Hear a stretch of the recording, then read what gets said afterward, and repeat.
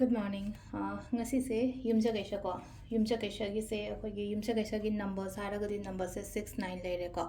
aduga kaladana asangba gumba kai gumba adumaina setpi be ko aduga amana akhoi gi chak thongba da hapa ya ba se elaichi ko green elaichi natraga tulsi gi mana gumba kai gumba adumai toraga happy be ko haidi akhoi gi yumja kaisa gi oina adu yumja kaisa gumba se akhoina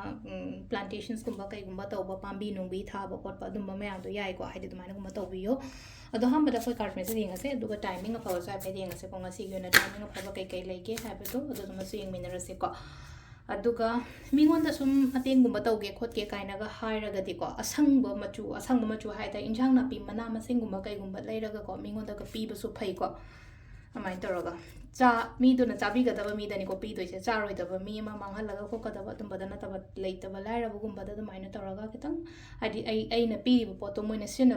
bi gani hara ga di mai toroga to bi ba ha tar ko aduma lere ko adu sida lere khoi ka hum se ko ama khala se ahan ba khansira ani shuba khansira antraga hum suba khansira ama khala se ko adu first card khan ba ngai yenga se ko hadi first card khan ba ngai yona kari message lakke haba to first card khan ba ngai gi oina sidlai se ko aina khanba aina ningiba aina pamiba do lakpa oina oire ko seda hadi pau nuai ba gumba kai gumba lakpa su yai arapa dagi ko lam tu chatlo kholo haina su dumaina su pi ri ko seda aduna hadi aina khanjaba aina ningjaba kenom leraga di adu do phango hain taro lakpa do hamba se ko ani shuba card khanba ngai ko ani shuba sina sila ise khudong chaba silaina ko yamna thajadna khudong chaba gumba kai gumba dumaina lakpa relationship taga haraga su laina ko afaba relationship gumba kai gumba su lakpa connected oiba ko sida yong ko card sida yaurba mayam se haita ko sida khoi gi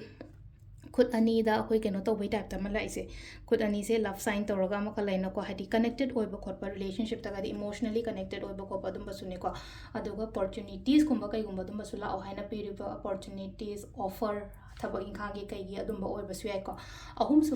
suba sina sida leire se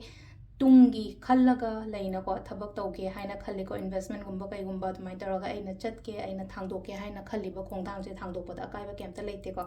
sisina khoi gi kaino le card ki message le ko timing sina mari ga minute 13 dagi na pung